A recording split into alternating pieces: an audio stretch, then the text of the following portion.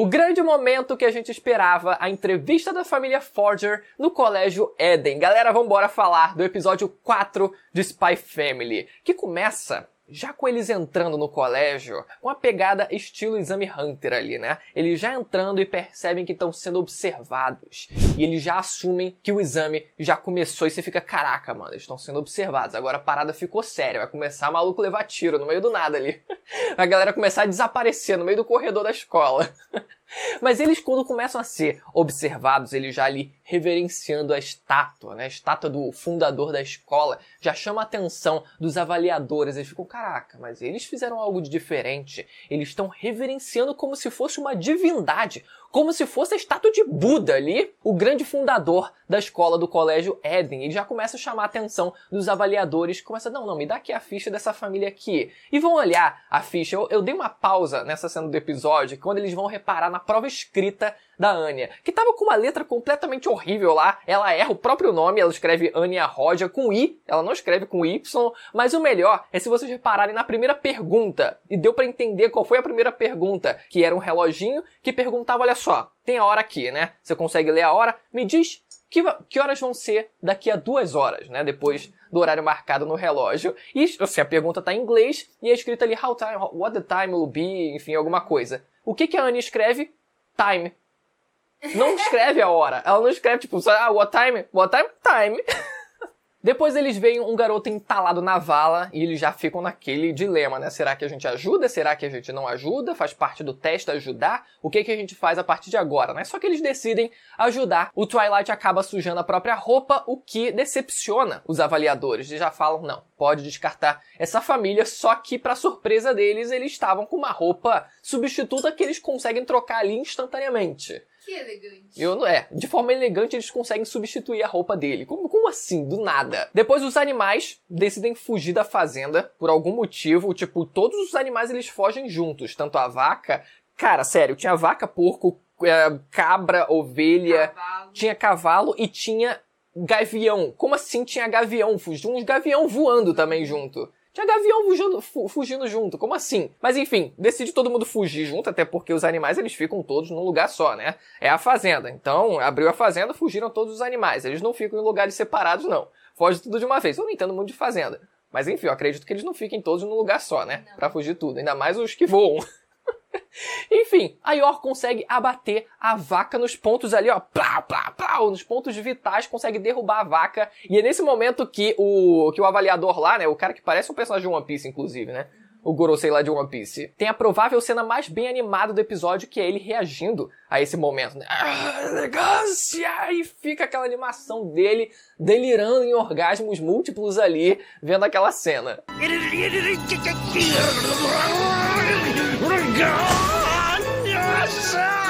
Só que a Yor acaba tendo seu vestido rasgado. Só que depois que aparece o avaliador, ele fala, não, mas a gente dá um jeito, né? A gente dá um jeito, a gente deixa aqui um tempo pra vocês e não pode deixar. Instantaneamente eles já trocam de roupa de novo. Tipo, se a gente achava que talvez na primeira vez eles tivessem tido um time skipzinho deles indo e voltando ali pra trocar de roupa, nesse momento não teve brecha nenhuma. Eles simplesmente aparecem ali com uma roupa nova na frente do avaliador.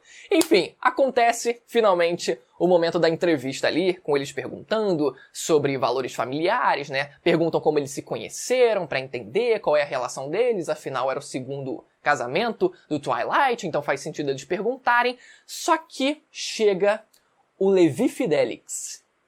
O Levi Fidelix que vai ser o vilão desse episódio. Você não reparou que era a cara do Levi Fidelix? O gordinho do bigode lá com o cabelinho? Cara, sério, o Levi Fidelix nesse episódio foi ser o grande vilão desse episódio. O grande vilão desse episódio alfinetando, começando perguntando ali por que ela se interessou por um homem casado, né? Por que ela decidiu se envolver com um homem casado? Uma pergunta já indelicada pra deixar já ela desconfortável. Poxa, o cara, boa pinta daquela lá, podia ter 10 filhos que ela ia se interessar. Mas é que tá, você pode se interessar, mas não pode se envolver. Esse é o ponto. Não pode se envolver com um homem que já tem uma filha. Como assim, né? Você tá quebrando a ordem dos acontecimentos, a ordem natural dos acontecimentos, né? De homem e mulher. Não pode acontecer isso. Enfim, já começa alfinetando, mas ele continua. Esse foi só o começo. Eles perguntam também sobre a visão dela para a criação de filhos e ela até usa uma estratégia interessante. Ela reconhece a própria falha para demonstrar que eu não sou perfeita, né? Eu não quero passar uma imagem de perfeita porque senão vai parecer muito falso. Então ela diz, eu confesso que no começo eu tava tentando mimar a Anya pra tentar ganhar a simpatia dela, afinal eu não sou a mãe dela, tava entrando na vida dela, né, há pouco tempo, então fazia sentido eu querer ganhar a simpatia dela através de uns mimos, mas eu vou tentar ser, né, vou começar a tentar ser mais dura aqui com ela pra manter uma disciplina aqui um pouco mais certa e tal. Então foi uma boa estratégia que ela usou. E depois a pergunta sobre as refeições. Que refeições que ela costumava preparar? E nisso o Twilight ele fala que ele mesmo assume essa função, né? Que ela cuida das outras partes da casa, mas enfim, se ele estiver ocupado, ela assume também essa parte de alimentação. E nisso o Levi Fidelix já aproveita. Mas como assim? Como assim você não cuida da alimentação da casa? Não, mas ela é uma boa esposa, pô, ela é uma boa mãe, ela cuida de outras partes também. Não, mas isso é o esperado de uma mulher. Nossa. Machista! Isso é o esperado de uma mulher, já falando um monte, né? E nisso a gente vê que o Twilight já sabia quem era, já entendia qual era a pegada do cara, sabia que ele tinha sido separado da mulher. Por quê, né? A mulher chutou a bunda dele e foi embora. Por que será? Mas que é merecido. Mas que eu não sei como é que demorou tanto, inclusive. Nossa. E depois as perguntas pra Anya. Nossa, que parte sensacional desse episódio. Que parte sensacional. Primeiro começando perguntando o nome e o endereço da Anya. A pergunta base. A primeira pergunta do teste da simulação que eles fizeram em casa. Qual é o seu nome e qual o seu endereço? E ela...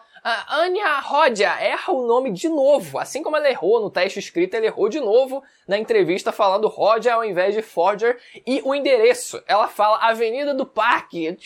Assim, poderia até existir uma rua chamada Avenida do Parque, mas não era, tipo, ela confundiu Avenida e Parque, que são duas coisas diferentes, ela chuta uma Avenida do Parque ali, um número tal. Outra parte engraçada foi quando perguntam da profissão do pai dela e ela fica, SP, e nisso Twilight fica olhando assim, tipo, o que você vai falar?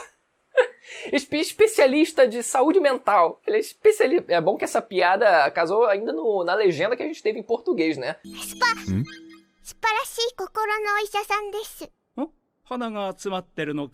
E a parte emocionante desse episódio foi quando perguntam a nota que ela daria para os pais dela. Nossa, que parte fofinha dela dizendo nota 100, dizendo que ama os pais dela, que quer continuar morando com eles, e aquele foi um sentimento completamente verdadeiro saindo dela, né? Foi a parte onde ela acertou. Foi a parte onde ela não se sentiu nervosa, olha só, né? Porque ela falava do coração dela. Olha só que cena emocionante. 100点満点です。父も母も面白くて大好きです。ずっと一緒がいいです。 Se não tivesse sido estragada de novo pelo Levi Fidelix, né? O grande vilão desse episódio. Nossa, que pergunta safada que ele fez, né? Qual mãe você prefere? A sua primeira mãe ou a sua segunda mãe? Nossa, cara. E nisso ela só conseguia pensar, não conseguia pensar em comparação. A Anya só lembrou da mãe dela, que a gente até inclusive nunca viu na história. A gente nem sabe se ela chegou a conhecer a mãe dela, se eu não me engano, mas ela é provável que tenha conhecido em algum momento da vida, quando era mais nova, ou se ela não conheceu, ela ficou pensando, a minha mãe, tipo, eu não conheço a minha mãe, ou eu conheci a minha mãe, mas eu perdi ela, e nisso ela começa a chorar.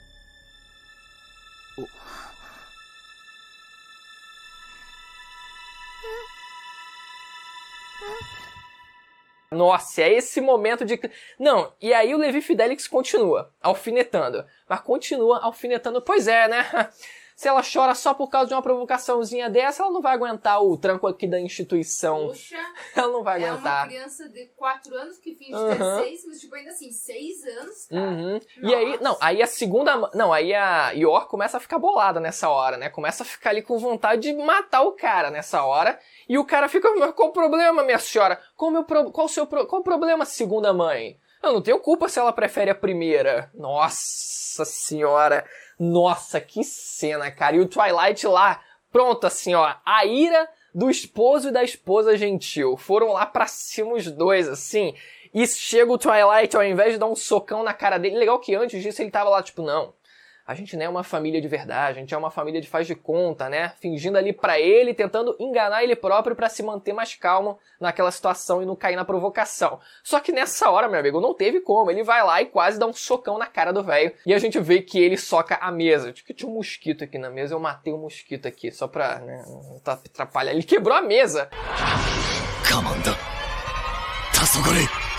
E no fim, eles decidem realmente ceder aos sentimentos deles e o Twilight termina dizendo que fazer pouco dos sentimentos de uma criança, se isso é os valores daquela instituição, ele tem o receio de ter escolhido a escola errada e vai embora com a família dele, mesmo que a missão tenha falhado. Galera, nossa, que fechamento, tipo assim, ó, vocês querem pagar de bonzão? Não, vocês não são dignos que eu entre na escola de vocês, que a minha filha esteja dentro da escola de vocês e vão embora pra casa deles. E depois na casa deles eles, enfim, tentam se entender e eles ficam tristes a princípio, mas depois eles celebram, né, aquele momento de união da família deles, percebem que se tornaram mais próximos, mais unidos, mais família. Então eles decidem celebrar ali no fim do dia. E nisso, um dos inspetores, o Gorosei lá, ele dá um socão na cara do Levi Fidelix. O socão de milhões. O socão que uma nação deu junto. O socão que todo mundo queria que o Twilight tivesse dado e não podia